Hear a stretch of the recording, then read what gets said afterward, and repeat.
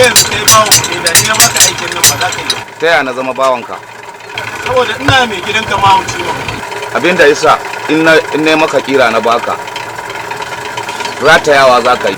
In ka rataya ƴaƴan makera za su mutu. Duk ƴaƴan makera za su mutu. Yaro. To, kai waya gashi fa. To. Allah Ka gani ko? Na gode. Ka dai ji abin da aka faɗi. Idan ka sake karataya a wuya kaga ƴaƴan makeri da su. Hayya. Allah shi kyauta ba zan yi kisan kai. Ai ba zan rataya. Shikenan. To na gode sai an jima ko? To shikenan. Na gode. Ba zan yi kisan kai. Hayya. Na gode. Ai don uban su sai dai su mutu. A radon Allah sai dai su mutu.